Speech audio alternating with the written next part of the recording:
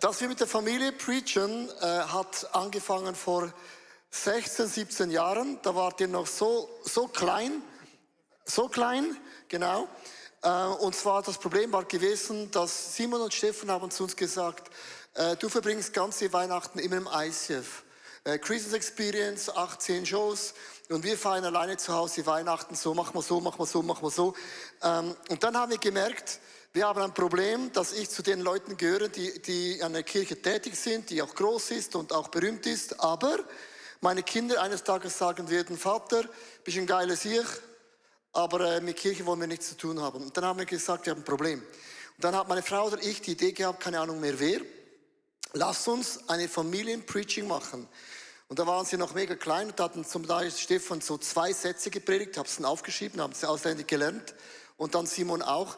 Und so ist das eigentlich entstanden, dass wir jetzt ungefähr seit 16, 17 Jahren immer an Weihnachten zusammen eine Familienpreaching machen, weil wir ein Problem hatten.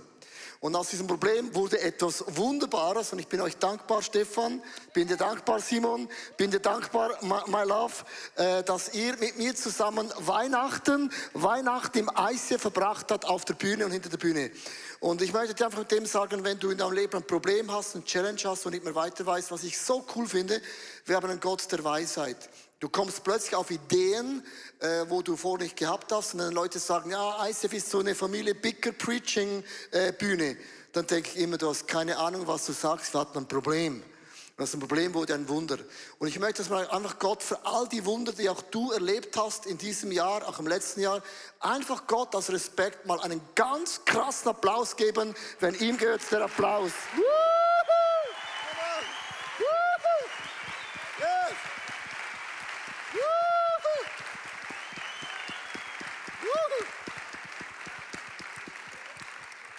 So, ich habe das Vorrecht, heute geht es um das Thema, was Gott verspricht, das hält Gott. Und ich finde es ein mega wichtiger Satz, weil Gott hat so viele Zusagen gemacht in unserem Leben, weil ohne die Zusagen von Gott, dann floaten wir irgendwo im Leben rundherum. Und so Weihnachten hat so einen Aspekt, ich habe ein Bild mitgebracht von der Krippe, wir kennen das. Maria steht da, Josef steht da, die Esel stehen da, die Schafe stehen da, die Hirten stehen da, die Sterndeuter stehen da, alles steht da. Und in der Weihnachtsgeschichte gibt es so 2 Aspekte, die man sehr schnell überschauen kann. Und zwar, Gott sagte zu Maria durch einen Engel, war eine Teenagerin, man sagt ungefähr 13, 14 Jahre jung dazu mal, du wirst einen Sohn bekommen, er ist der Messias. Von dem Wort von Gott bis zur Geburt vergingen 9 Monate. Bei Josef war es vielleicht gewesen 8 Monate, wo er gewartet hatte. Bei den Hirten war es vielleicht gewesen, der Engel begegnet ihnen und 3 Wochen später sehen sie Jesus. Also in der Weihnachtsgeschichte ist so, wenn Gott was sagt, bis zu dem Moment, wo das Wunder geschieht, eine ganz klitzekleine Zeit. Und die es erleben, dass Gott eine Verheißung, eine Prophezeiung gibt, irgendetwas dir gibt und nach 3, 4 Wochen hast du das Wunder erlebt, die sagen, Halleluja, praise the Lord. Aber was ist mit denen von uns, die eine Verheißung bekommen haben vor 3, 4, 5 Jahren? Und du bist da heute Abend und denkst, super cool für alle die Leute, die feiern, die begeistert sind, die Durchbrüche erlebt haben. Aber ich habe vor 5 Jahren ein Wort von Gott bekommen und ich habe noch nichts von dem nur ansatzweise gesehen. Und es gibt eben eine Geschichte in der Bibel, wo genau das geschehen ist und das kann man überlesen, weil Maria, Josef und die Hirten und die Esel sind im Vordergrund. In Lukas 2, Vers 25 heißt es, damals wohnte in Jerusalem ein Mann namens Simeon. Er lebte nach Gottes Willen, hatte Ehrfurcht vor ihm und wartete voller Sehnsucht auf den Retter Israels. Und ich bin ja ein bisschen theologisch unterwegs. Ich wollte wissen, wie lange hat der Mann gewartet? Also was war der Tag, wo Gott ein Wort gegeben hat und wann hat sich das erfüllt? Und man liest in der Bibel kein Datum und keine Zeit. Dann habe ich ChatGPT gefragt, der hatte auch keine Ahnung. Und jetzt kommt der Punkt, wieso gibt Gott kein Datum? Wenn du wissen wüsstest heute, von jetzt in 2 Jahren hast du eine Freundin mit einem Sixpack. Das sind ja Männer. Oder du hast von jetzt in 3 Jahren einen Mann. Oder von jetzt in 5 Jahren hast du eine eigene Firma. Dann wärst du total entspannt, denkst, ja komm, easy peasy, in 5 Jahren ist es dann soweit. Aber wir haben oft das Datum nicht und wir leben immer wie Simon in einer Spannung. Du hast ein Wort von Gott, du hast eine Zusage von Gott, du gehst motiviert nach Hause und du merkst, 1 Monat vergeht, 2 Monate vergeht und du merkst, es hat sich noch nichts getan. Und Glaube und Enttäuschung geht manchmal Hand in Hand. Und so meine Frage, die wir uns heute mit euch erklären möchten, ist, wie kommst du vom Wort von Gott, von der Zusage von Gott, auch wenn du länger wartest, dass du nicht aufgibst. Wir haben uns überlegt, eine gute Illustration ist eigentlich Kekse oder Plätzchen, sagt man Deutsch, oder Gurzli in der Schweiz, Gurzli backen. Wer von euch backt gerne Gurzli? Ja, das habe ich schon gesehen, mega viele. Ich esse sie lieber. Also ganz kurz, um das ganz kurz zu erklären. Plätzchen backt man, erstens, du hast eine Idee. Ich backe Mailänderli. Und alles beginnt mit einer Idee, Krebeli, Mailänderli oder Spätzli. Du hast eine Idee. Spätzli. Spitzbuben wollte ich sagen, Spitzbuben. Ja, ist das Ähnliche. So, eine Idee. Von der Idee brauchst du dann Eier, du brauchst eine Zitrone, du brauchst ein bisschen Mehl und Zucker. Ohne Zutaten geht gar nichts. Das ist der zweite Schritt. Dann hast du ein Blech und du pinselst das Zeug da richtig da rein. Oh, je Scheiße. Pinselst das ein bisschen hin, oder? Oh, das Ei da, ja, weg mit dem Zeug so. Und dann kommen die Plätzchen in den Ofen. Du machst den Ofen auf, oder? Stellst ihn ein und dann machst du ihn auf und dann hast du die Plätzchen. Und jetzt ist interessant, vom Wunder, eine Freundin, einen Job, was auch immer das ist, das vom Wunder beginnt ganz einfach immer mit einer Idee. Alles beginnt mit einer Idee. Und ich möchte euch erklären in 4 Schritten, jeder von uns hat einen Punkt, wie man das Wunder erleben kann. Der erste Gedanke ist Dankbarkeit, weil Gott zu mir spricht. Also ohne ein Wort von Gott, dann machst du einfach irgendetwas. Aber nur das, was Gott sagt, wird Gott auch erfüllen. Man sagt, das, was Gott bestellt, bezahlt er auch. Es heißt in Lukas 2, 25 bis 26, der Heilige Geist ruhte auf Simeon. Und durch ihn wusste er, dass er nicht sterben würde, bevor Christus den Herrn, gesandten Retter, gesehen hatte. Das Wort Simeon heißt übersetzt hören. Also Simeon hörte von Gott ein Wort. So, und ich möchte heute beginnen mit, welches Wort hast du von Gott gehört? Wenn du Menschen fragst, die eine Firma aufgebaut haben, die sehr erfolgreich ist, oder auch eine Kirche aufgebaut haben, die eine Familie gegründet haben, die Leute fragst, wie hast du das gemacht? Ist die Antwort immer, ich hatte eine Idee, ich hatte eine Prophezeiung, da war ein Bibeltext, ich habe die Stimme von Gott gehört. Dann sagen alle, und weißt du, was ich hatte? Ich hatte keine Finanzen. Ich hatte keine, sag es mal, Eier. Ich hatte keine Zitronen. Ich hatte bleib dabei, ich hatte kein Mehl. Ich hatte nichts von dem. Alle sagen, ich hatte keine Finanzen. Ich hatte kein Gebäude. Ich hatte kein Leute, die um mich geschützt haben. Alle sagen, da war der Tag, wo ich eine Idee hatte. Und es ist auch interessant, wenn du deinen Freunden erzählst von einer Idee, die du hast, ist die Schweizer Kultur immer, komm oben runter. Wer bist denn du schon? Hast du das Gefühl, du bist was Spezielles? Darum behält Maria das Wort im Herzen. Und gewisse Dinge, die von Gott sind, muss man im Herzen bewahren, weil Gott wird dann irgendwann Menschen in dein Leben bringen, Finanzen, Mehl, Zitronen, Eier, wo du plötzlich merken wirst, Gott connectet Dinge. Vor vielen Jahren, ich habe die Geschichte schon x-mal erzählt, aber ich erzähle sie gerne wieder, weil ich finde sie mega cool. Da kam ein Mann in unser Office von Brasilien, hat gesagt, Leo, du wirst auf der ganzen Welt predigen. Und meine Situation war gewesen, ich konnte kein Englisch, ich konnte niemand auf der Welt, keine Church, kannte nur ICF Zürich. Und ich habe dieses Wort genommen, habe es im Herzen gespeichert. Und ich habe nicht gewusst, wie will das Gott machen? Wie machst du das? Und an einem Weihnachten, vergiss es nie mehr, das war bei uns im Güterbahnhof, vor einigen Jahren kam ein Mann rein aus Australien. Ich habe ihn an der Türe getroffen. Er kam rein, ich kam raus, er schaute mich an, ich schaute ihn an. Das war wie Liebe auf den ersten Blick. Gibt es auch im Ministry. Und ich habe mich gefühlt, als würde ich die Person kennen, dann sagt die Person zu mir, ich fühle, du bist wie ein Bruder von einer anderen Mutter, wie so irgendetwas speziell. Dann sagte er mir, Leo, ich mache in Asien eine Predigtreise. Willst du mitkommen? Ich sage, logisch, komme ich mit. So ging ich nach Asien, wir haben angefangen in Singapur zu preachen, eine riesen Church bei 15.000 Besuchern. Dann nach Jakarta, nach Taiwan, überall bin ich mitgegangen, habe den Teil gehabt in der Predigt, einen ganz kurzen Preaching-Moment. Und ein Jahr später war ich eingeladen in Jakarta, Singapur, in all diesen Ländern und Gott hat eine Türe aufgemacht. Aber es hat immer angefangen mit einem Wort, das Gott dir gibt und du hast keine Ahnung, wie komme ich vom Wort zu den Plätzchen, wo ich am Ende essen werde. Dankbarkeit beginnt, du darfst nie aufhören zu sagen, Gott, ich danke dir für das Wort. Ein Wort genügt und alles andere wird Gott dann auch konkret Menschen in dein Leben bringen. Das zweite beim Plätzchen backen bedeutet, Stefan, das Blech da hinten ist eben interessant, ich habe schon versaut. Genau. Der zweite Punkt heißt, ich bin dankbar, weil es gelingen wird. Und wenn wir zu dieser ILO gehen, dann sind wir jetzt bei diesem Blech, wo wir den fertigen Teig haben. Aber wie wir wissen, bis wir die fertigen Plätzchen in der Hand haben und sie essen können, ist noch ein so langer Weg. Wir haben die Zusage, das Wort Gottes erhalten, aber bis es unsere Realität wird, ist noch so ein langer Weg. Vielleicht kennst du solche Momente in deinem Leben. Und ich habe auch so einen Moment erlebt.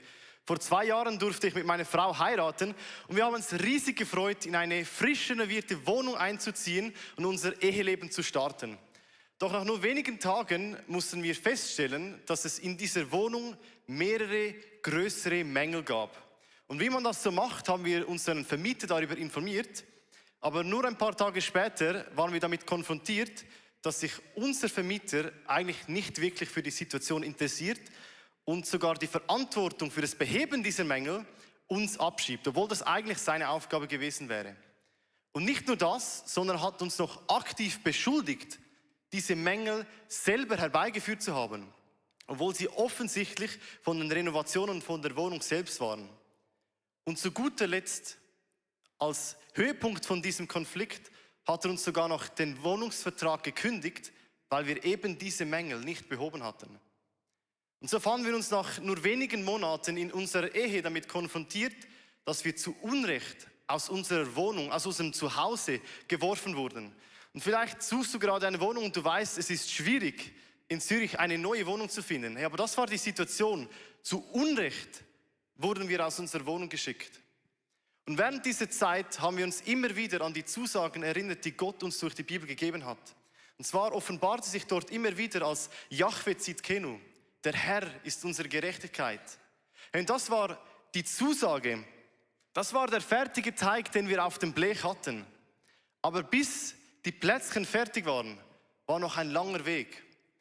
Aber der Punkt ist, wir haben gewusst, dass Gott verspricht uns niemals etwas, was er auch nicht halten wird. Und deshalb haben wir uns an dieses Versprechen geklammert. Wir haben uns daran festgehalten. Und wir haben es immer wieder ausgesprochen, proklamiert. Hey, Gott ist unsere Gerechtigkeit. Und auch wenn die Situation gerade so nach Ungerechtigkeit schreit und wir nicht verstehen, warum das alles passiert, ist trotzdem Gott unsere Gerechtigkeit. Und was das in dem Moment gemacht hat, ist nicht per se, dass die Situation oder das Problem sich sofort aufgelöst hat, sondern es hat unseren Fokus weg von dem Problem hin zu der Verheißung der Zusage Gottes aus der Bibel gerichtet. Das hat der Fokus weg vom Problem hin auf die Zusage gerichtet. Und wir durften dankbar werden in unserem Herz, weil wir gewusst haben, wir haben einen Gott, der für uns schaut. Und unser Gott ist unsere Gerechtigkeit. Und egal, was die Umstände gerade sagen, wir vertrauen darauf, dass diese Zusage wahr ist und dass diese Verheißung in unserem Leben, dass wir diese Verheißung in unserem Leben sehen dürfen. Und ich weiß nicht, was für eine Situation du dich gerade befindest, aber ich kann dir sagen, in der Bibel gibt es so viele Verheißungen, die Gott uns macht. Er stellt sich uns als Jahwe Rapha vor, der Herr ist mein Heiler, als Jahwe Jireh, der Gott ist mein Versorger, als Jahwe Roi, der Gott ist mein Hirte, als Jahwe Nissi, der Herr ist mein Sieg, als Jahwe Tzidkenu, der Herr ist meine Gerechtigkeit und noch so viele weitere. Gott verspricht niemals etwas, was er nicht halten wird. Und deshalb darfst du dich an diese Zusage klammern, weil du weißt, dass er für dich einstehen wird. Und du darfst dankbar werden, weil es gelingen wird. Und wenn wir in die Geschichte von Simeon gehen, dann lesen wir, dass er das kleine Baby Jesus in den Händen hält. Und in Lukas 2, 29 bis 30 sehen wir, wie er sagt, Herr, du hast dein Wort gehalten. Jetzt kann ich, dein Diener, in Frieden sterben. Ich habe es mit eigenen Augen gesehen. Du hast uns Rettung gebracht. Und schau, in diesem Moment war die Rettung noch nicht vollkommen. Aber ich finde es spannend, dass er diese Zusage von Gott, die er uns durch Jesus Christus gibt, wortwörtlich in seinen Armen hält. Er klammert sich an diese Zusage und er weiß, dass wenn Gott uns etwas verspricht, dann wird er das halten. Und deshalb ist er dankbar, weil er weiß, dass es gelingen wird und dass Gott für uns einsteht. Und ich möchte dich mit dem Bibelvers ermutigen und herausfordern, den wir im 1. Thessalonicher 5, 18 lesen, wo es heißt, dankt Gott, ganz gleich wie eure Lebensumstände sein mögen. Und schau, vielleicht sieht es so aus, als hättest du nur diesen Teig auf dem Blech, aber in diesem Teig steckt die ganze Zusage Gottes. Und was Gott verspricht, das hält er. Und deshalb darfst du dich in jeder Situation an diese Versprechen klammern und du darfst dankbar sein, weil du weißt, dass Gott da ist und dass es gelingen wird.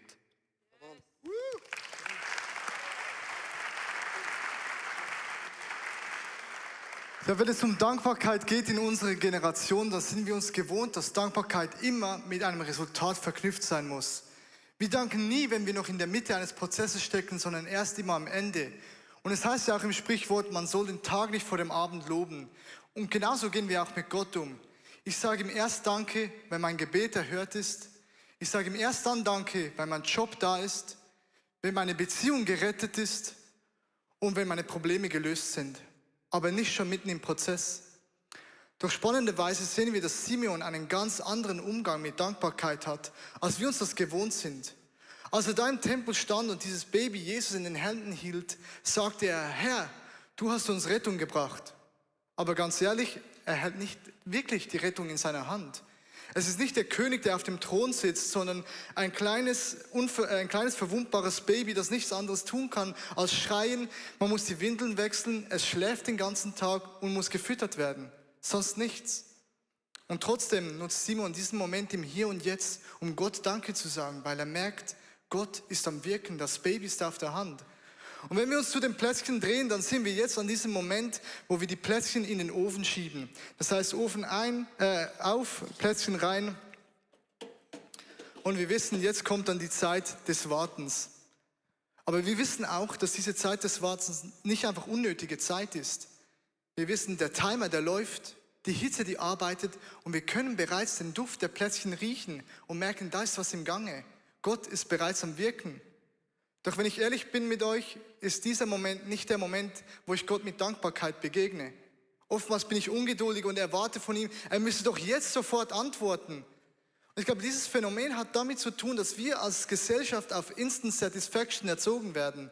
Und John Eldridge formuliert das folgendermaßen, er sagt, wir sind alle Jünger des Internets. Und was er damit meint, ist, dass wir ins Internet gehen, um uns die Dinge zu holen, die wir für den Alltag brauchen. Shopping, Informationen, Social Media. Und das Internet ist so konzipiert, dass es blitzschnell funktioniert. Auf Amazon bestellt, morgen geliefert.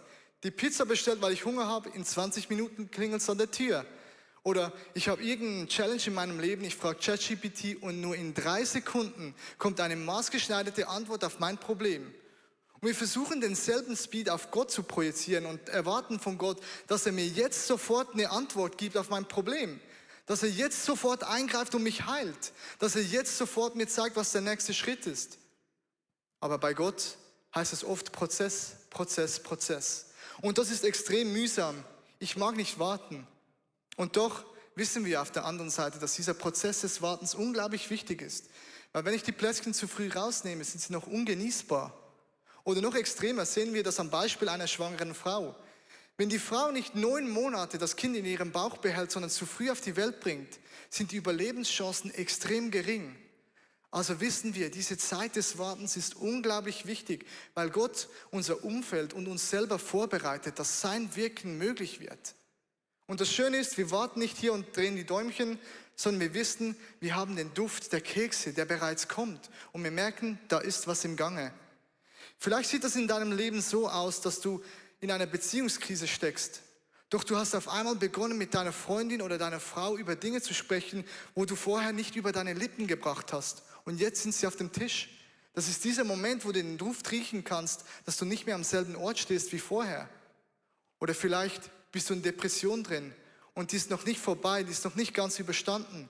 Aber du hast dir Hilfe geholt und du hast was über deine Persönlichkeit verstanden und Tools gelernt, die dir im Alltag helfen, mit gewissen Situationen umzugehen. Es ist noch nicht perfekt, aber der Duft ist bereits da, dass du einen Fortschritt gemacht hast. Vielleicht fühlst du dich geistlich leer und kannst Gott nicht mehr spüren.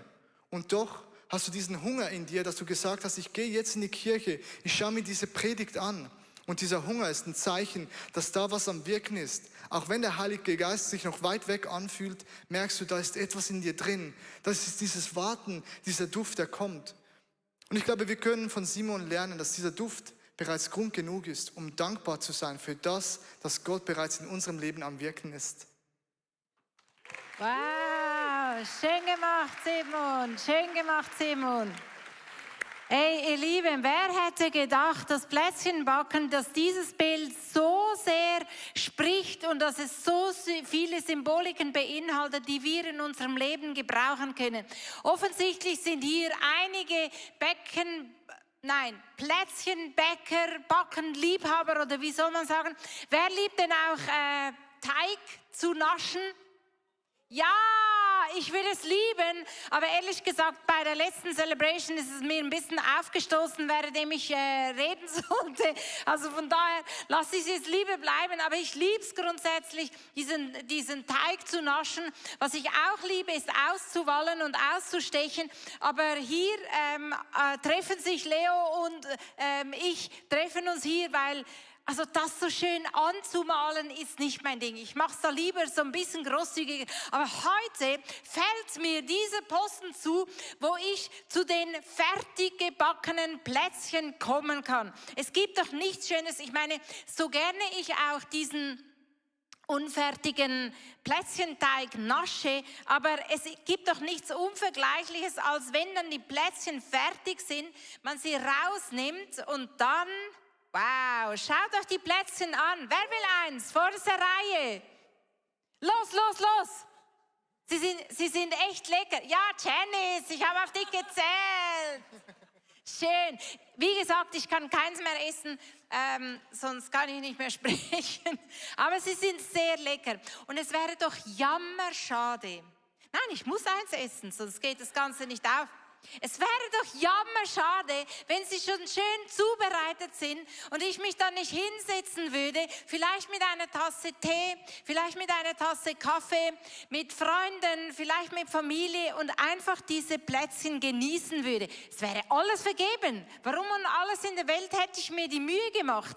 Das ist doch das Ziel, da wollen wir doch hin. Dave, willst du den Rest? Und das Spannende ist, es ist so ein Parallelbild für unser Leben mit Dingen, die Gott in unserem Leben gewirkt hat. Wie schade wäre es, wenn wir den Punkt, den Moment verpassen würden, wo wir uns Zeit nehmen, vielleicht auch physisch hinzusetzen und Gott Danke zu sagen für das, was er gemacht hat. Also ehrlich gesagt, wenn ich die Fotos durchscrolle, zum Beispiel von diesem Jahr und irgendwann bei Januar ankomme, bin ich echt erstaunt, was ich da alles erlebt habe und die Momente, die auch wundersame Momente beinhalten, alle schon vergessen. Wie geht es dir? Vielleicht so gegen das Ende des Jahres scrollst du mal durch und hältst da und dort inne, damit du Gott Danke sagen kannst für das, was er getan hat. Und du merkst auf einmal, weil du dir Zeit nimmst und dir bewusst wirst, wie Gott ja Wunder gemacht hat, die wir schon längst wieder vergessen haben. Und wir sind ja nicht die Einzigen. Die Bibel ist voll. Das ganze Volk Israel, die Wunder sofort wieder vergessen, obwohl es so krasse Wunder sind, die habe ich selber auch noch nie erlebt. Wie wichtig es ist, sich einen Moment Zeit zu nehmen und nicht von einem zum anderen hetzen und kaum ist das eine irgendwie angefangen, schon wieder das nächste und schon wieder das nächste. Das Bild von diesen Plätzen hilft uns bewusst zu machen, dass es sinnvoll ist und nicht nur sinnvoll, sondern sich hinzusetzen und Gott Danke zu sagen für das, was er in meinem Leben, in deinem Leben getan hat. Das bewertet nicht nur einfach das, was wir erreicht haben, oder das, was wir erlebt haben, sondern es hilft uns und es gibt unserem Leben den Sinn, den du vielleicht schon lange gesucht hast. Und es heißt im Psalm 100, Vers 4 und 5 folgendes, ich scroll da kurz hin und lese dir es vor, geht durch die Tempeltore ein mit Dank, betretet die Vorhöfe mit Lobgesang, preist ihn und rühmt seinen Namen, denn der Herr ist gut zu uns. Seine Gnade hört niemals auf. Für alle Zeiten hält er uns die Treue. Weißt du, Dankbarkeit scheint vielleicht auf den ersten Moment so ein bisschen langweilig. Ach komm, wir gehen lieber zum nächsten und noch mehr und dies noch und jenes noch. Aber Dankbarkeit ist eine Entscheidung. Nicht, weil du sie fühlst, sondern weil du weißt, mit Dankbarkeit kommt etwas in dir zur Ruhe. Du hetzt vielleicht von einer Beziehung in die nächste, aber innerlich bist du getrieben und gestresst und hast keine Ruhe. Wenn du dich hinsetzen würdest und Dinge sorgfältig, aber ganz bewusst abschließen, einen Punkt setzen, dann können neue Dinge wieder groß anfangen.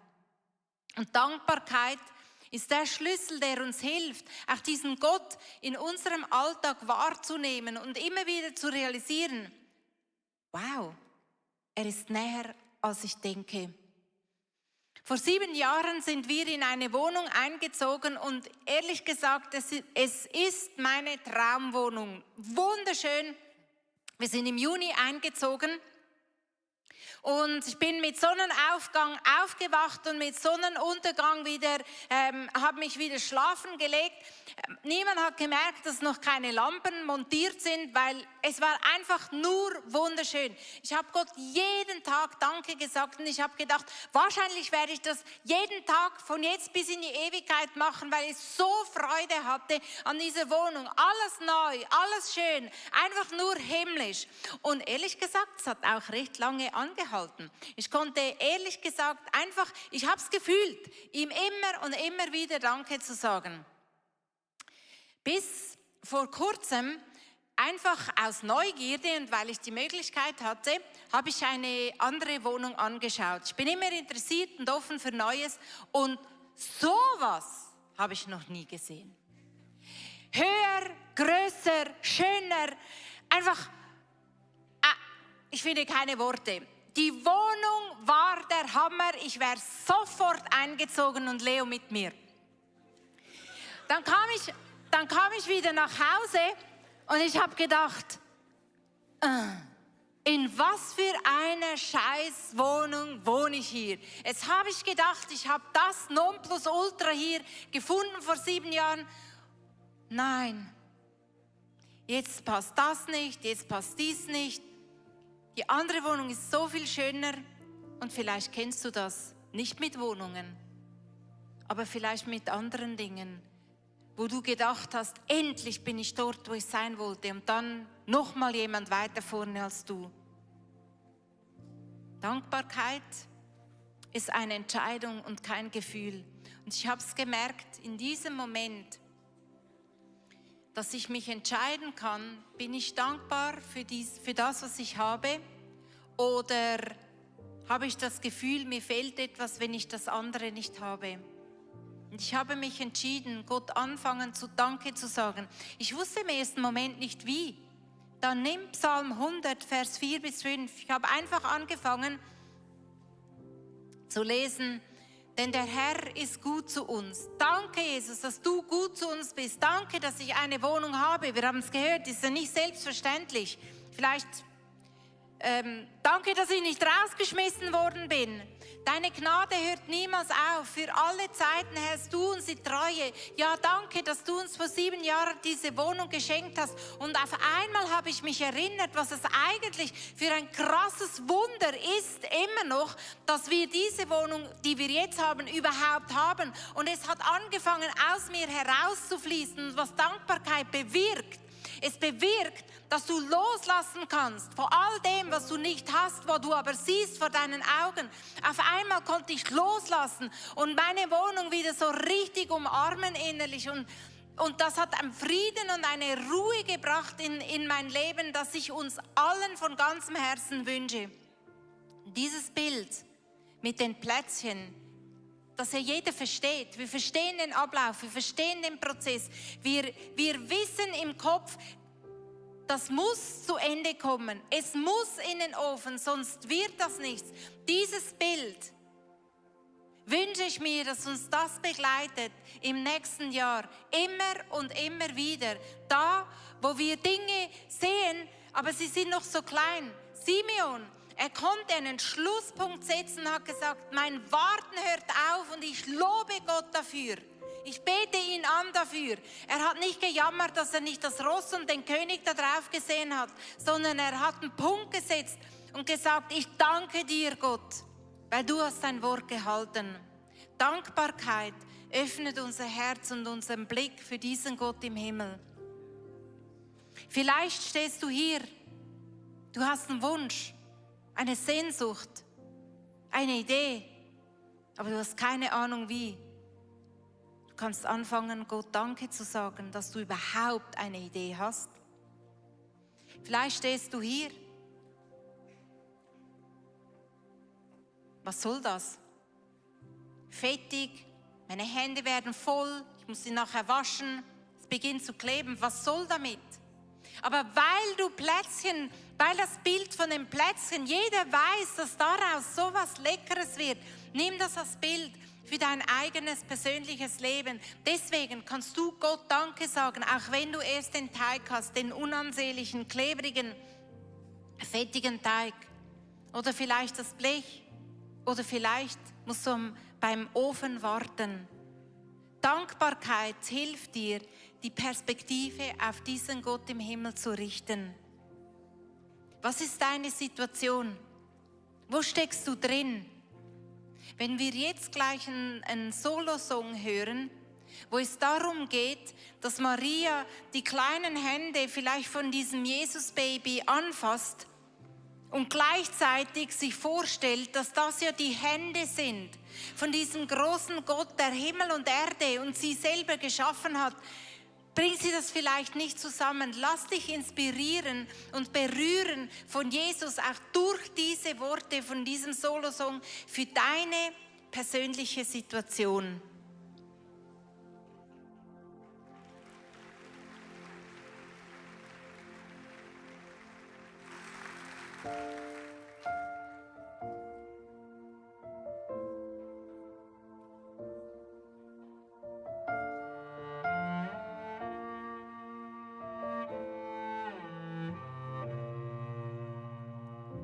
It's still a mystery to me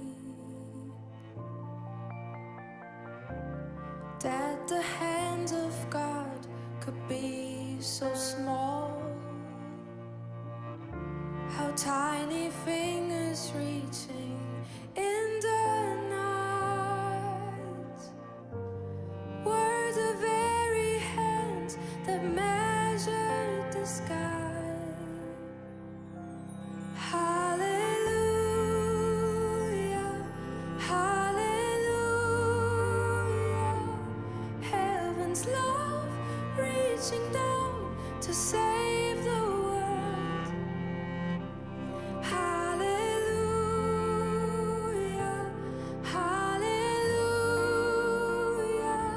Son of God, servant King, here with us. You're here with us.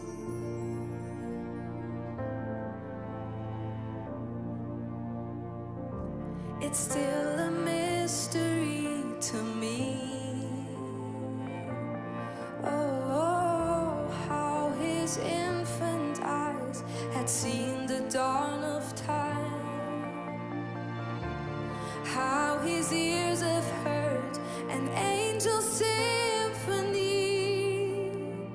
but still Mary had to rock her Savior to sleep. Hallelujah, hallelujah. Heaven's love reaching down to save the world. Hallelujah, hallelujah. Son of God, servant King, here with us. You're here with us. La da da da da da. La da da da da da. Oh. You're here with us. La da da da da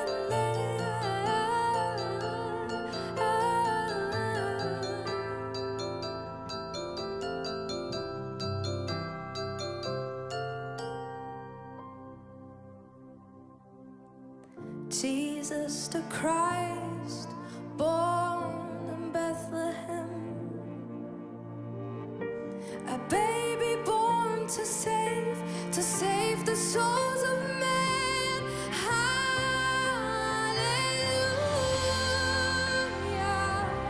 hallelujah. Heaven's love reaching down to save the world. Hallelujah, hallelujah. Son of God, servant King, here with us. Oh, hallelujah, hallelujah. Heaven's love reaching down to save the world. Hallelujah, hallelujah. Son of God, servant King, here with us. You're here with us.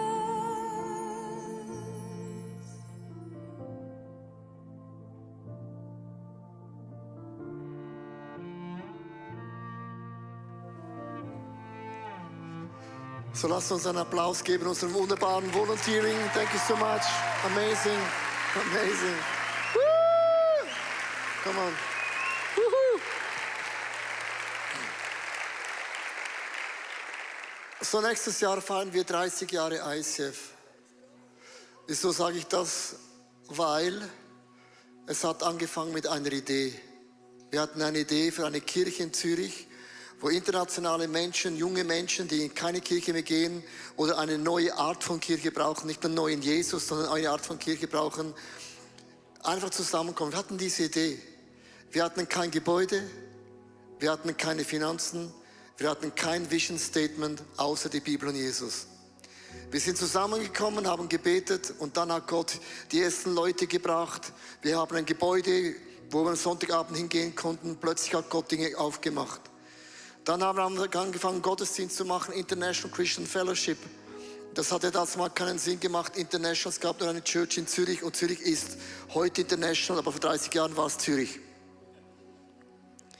Und dann hat Gott angefangen zu backen. Und dann sind die Ersten gegangen nach Basel, nach St. Gallen, nach Mittelland. Und dann ist eine Bewegung entstanden, die man nicht mehr stoppen kann. Wieso sage ich das? Ihr seid alle jung. Ich bin jung geblieben, aber ihr seid jung. Außer wenn du jünger bist, dann bist du immer jünger. Aber du bist heute da und du hast ein junges, zartes Leben und ich sage dir, du hast eine Idee, die Gott in dein Herz hineingelegt hat. Das ist unmöglich, wie das machbar ist. Wie weißt du, dass es von Gott ist? Es ist unmöglich. Dann stehst du da mit der Idee, keine Connections, kein Support, keine Finanzen. Gott wird zu seiner Zeit die richtigen Menschen in dein Leben bringen, um das, was Gott in dein Herz gelegt hat, zu unterstützen. Und ich möchte heute Abend mit dir zusammen beten, auch wenn du online zuschaust, weil ich bin überzeugt, dass aus Sunday Night Dinge entstehen werden in den nächsten paar Jahren, wo wir alle staunen an Firmen, an Influencer, an Churches in der Mission Field, in der Sportswelt, in der Politik, gut, da konnte ich auch dabei sein, in der Bildung, auch in den Finanzbereich, wo wir aufstehen werden und den Namen von Jesus groß machen werden. Lasst uns aufstehen, live, online und auch zu Hause. Auch natürlich auch im Club. Ich lade dich ein, deine Augen zu schließen.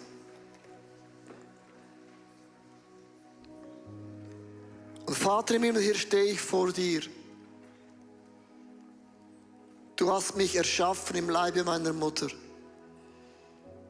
Ich konnte meine Art nicht aussuchen, das hast du für mich schon bereits definiert. Du hast einen Plan in mich hineingelegt. Du hast eine Leidenschaft in mich bewusst hineingepflanzt. Und ich habe mich entschieden, ich lebe nicht mehr alleine für meine Vision, sondern für dein Königreich.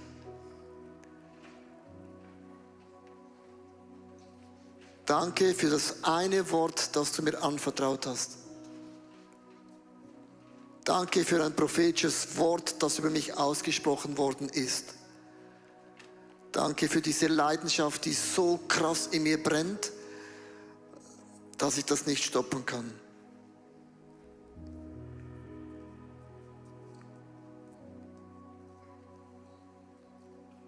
Verbinde du mich mit Menschen, bring mich in Situationen hinein, um das zu verbinden. Ich bete, dass du mich bewahrst vor den Menschen, die für mich nicht die richtigen sind. Und bring die Menschen in mein Leben, die du gesetzt hast, damit ich aufblühe und in das hineinkomme, was du mich bestimmt hast. Und auch wenn ich im Warten bin, ich danke dir, dass du in mir etwas bewirkst, was ich nicht verstehe, aber es wächst in mir. Ich kann diesen Geruch der Erweckung, ich kann diesen Geruch der Multiplikation, ich kann den Geruch auch von Wachstum. Ich rieche es bereits schon förmlich, dass da etwas kommen wird. Ich spüre, ich sehe es und ich rieche es. Und ich weiß, wird der Tag kommen, wo ich wie Simon den Retter in meinen Händen halte und sage, ich habe vom Hörensagen gehört, aber jetzt hat mein Auge es gesehen. Ich möchte jetzt ganz einen Moment ruhig sein, dass du ganz konkret heute Abend Gott dein Herz ausschütten kannst. Auch wenn du im Club bist und live und online bist, sprich dein Gebet jetzt, was dir am Herzen liegt, für was dein Herz schlägt.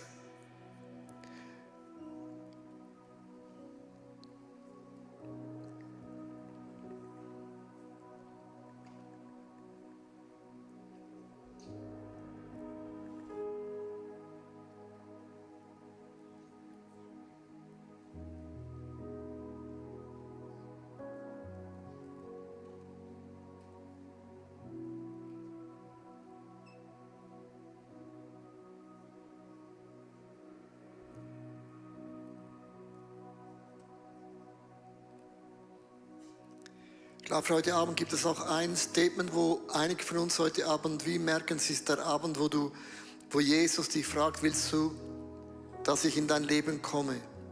Und es gibt so einen Satz in der Bibel, wo Jesaja sagt, hier bin ich, sende mich. Vielleicht ist es heute Abend dein Satz, sagt Gott, hier bin ich, komme in mein Leben und sende mich für deinen Plan, für deinen Namen.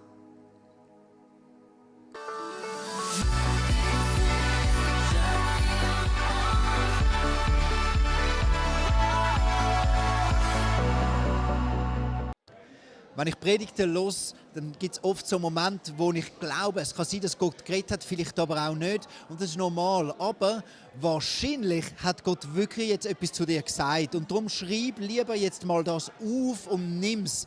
Wie in dem Gleichnis, wo Jesus sagt, lass die Samen, die Gott sagt, auf fruchtbaren Boden in deinem Herz treffen.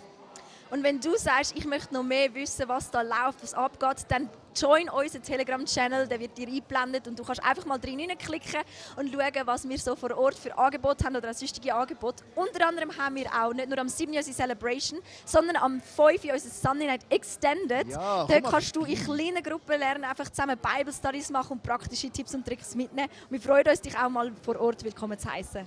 Und jetzt Jetzt segnen wir dich einfach, dass Yes. Gott das, was er am Tun ist in deinem Leben, kann vollenden und dass du Frucht bringst, gerade auch in den nächsten Tagen. Amen. Amen.